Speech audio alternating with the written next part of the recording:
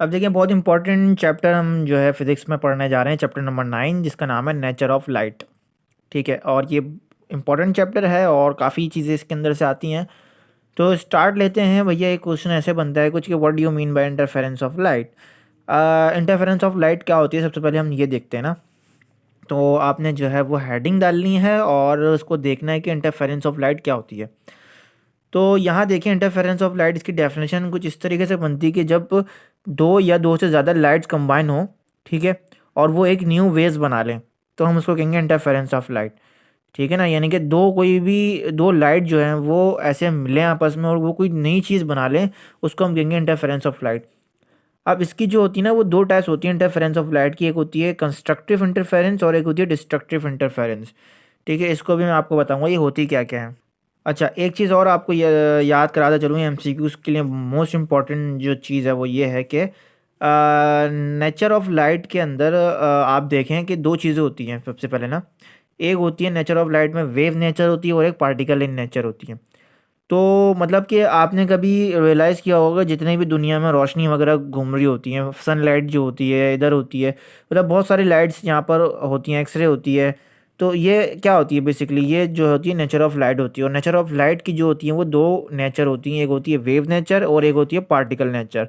Wave nature में जो होती है वो इस तरह ट्रैवल करती है, इस तरह वेव में, ठीक है। और पार्टिकल में सीधी, बिल्कुल सीधी जो होती है ना, वो ट्रैवल कर रही होती हैं। अब देखो ये एमसीक्यूज़ में आता है कि वेव नेचर जो होती हैं वो कौन कौन सी लाइट होती हैं। तो आपको याद रखना है कि interference of light wave nature में आती है, डायफ्रैक्शन ऑफ लाइट इसमें आती है, polarisation of light, reflection of light, refraction of light, ये सारी वेव नेचर में आती हैं। यानी कि जितनी भी लाइट्स हैं ना ये ट्रैवल करेंगी एज अ वेव की शक्ल में, सही है ना। और ये जितनी भी हैं पार्टिकल नेचर में देखो ये आती हैं, photo electric, X-ray, pair production, annihilation of matter, Compton effect, black body radiation, ये जितनी भी हैं वो सारी पार्टिकल नेचर में आती हैं और ये एमसीक्यूज़ में आती हैं बहुत दफ़ा ना। तो अब देखें इसकी जो पहली टाइप्स है वो है कंस्ट्रक्टिव इंटरफेरेंस ना। और आप जो है इंटरफेरेंस ऑफ लाइट की डेफिनेशन ये भी लिख सकते हैं कैसे कि भाई the phenomena of superposition of two lights with such that the resultant intensity of light is greater या फिर less than individual light is called interference of light. ठीक है ना, ये आप ये वाली डेफिनेशन भी लिख सकते हैं। तो उसकी जो पहली है टाइप वो है कंस्ट्रक्टिव इंटरफेरेंस। और कंस्ट्रक्टिव में हमेशा ये देखें ऊपर के साइड जो हो रहा होता है ना, ये ऊपर की दो वेव्स मिलके, और जिसको मतलब ऊपर की वेव को हम कहते हैं क्रिस्ट, ठीक है। और ये जब दो वेव्स मिलेंगे तो एक बड़ी वेव बन जाएगी जिसको हम मतलब रिजल्टेंट मतलब दो बड़ी मिलके एक बड़ी वेव बनाएंगी। इस चीज़ को हम कहेंगे कंस्ट्रक्टिव इंटरफेरेंस। तो इसके मोस्ट इंपॉर्टेंट बात याद करने की ये है कि कंस्ट्रक्टिव का मतलब क्या होता है। देखो कंस्ट्रक्टिव का मतलब होता है कोई ऐसा काम करना जिसका कोई बेनिफिट हो, जिसका जो हासिल कलाम आए उसका कोई बेनिफिट्स निकले, ठीक है ना। और यानी कि कोई मतलब इम्पॉर्टेंट चीज़ हो, कोई बेनिफिट्स हो, कोई हासिल हो, तो उसको हम कहते हैं भाई कंस्ट्रक्टिव चीज़ हो रही है। तो यहाँ देखो ये दो दो वेव्स मिलके रिजल्टेंट बना रही है, कुछ ना कुछ यहाँ पर काम हो रहा है, कुछ ना कुछ बेनिफिट्स हो रहा है, ये सीधी लाइन नहीं जा रही, रिजल्टेंट यानी कि कुछ ना कुछ हो रहा है यहाँ पर फॉर्म। इसी तरीके से आप अगर यहाँ देखो ये ट्रफ के अंदर के अगर मतलब ये नीचे वाले को हम कहते हैं ट्रफ, तो ये ट्रफ भी मिलके जो है ना रिजल्टेंट में कुछ ना कुछ बना रही है ये, तो इसको भी हम कहेंगे क्या, कंस्ट्रक्टिव इंटरफेरेंस हो रहा है। लेकिन अब इसकी दूसरी टाइप की अगर हम बात करें डिस्ट्रक्टिव इंटरफेरेंस की, तो इसके अंदर ऐसा नहीं होता। इसके अंदर क्या होता है, डिस्ट्रक्टिव का मतलब होता है यानी कि बर्बाद हो जाता है ना, तबाही, बिल्कुल तबाही जिसको कहते हैं ना, तबाही, बम ब्लास्ट, डिस्ट्रक्टिव।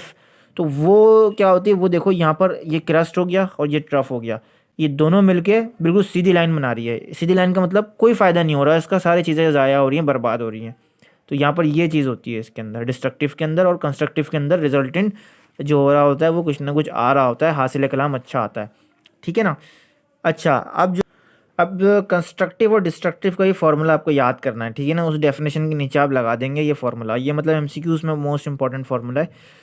तो अब देखें कंस्ट्रक्टिव का फार्मूला जो है वो ये डी sin थीटा और एम लैम्डा, ठीक है, ये आ गया कंस्ट्रक्टिव का, और ये डिस्ट्रक्टिव का आ गया, ठीक है।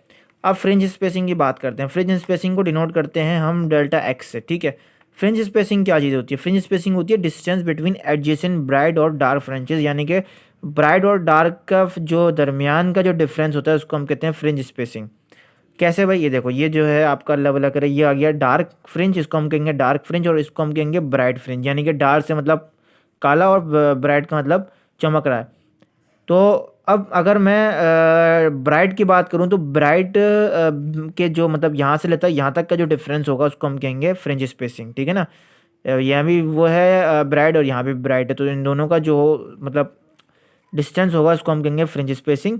और यहाँ डार्क से डार्क तक अगर हम मिलाएंगे तो यहाँ का जहाँ मतलब डिफरेंस जो होगा उसको हम भी कहेंगे फ्रिंज स्पेसिंग। तो ये चीज़ होती है फ्रिंज स्पेसिंग। तो अब यहाँ देखें, दोनों का जो है वो फार्मूला आपको याद करना है, ठीक है। ब्राइट फ्रिंज का जो होता है वो देखें ये फार्मूला होता है, और डार्क फ्रिंज का ये फार्मूला होता है, ठीक है। तो फार्मूलों के साथ साथ समझने में कितना मज़ा आ रहा है ये देखिए, बिल्कुल फार्मूलों के साथ जो है ना आप अगर याद करेंगे तो आपको और अच्छा लगेगा।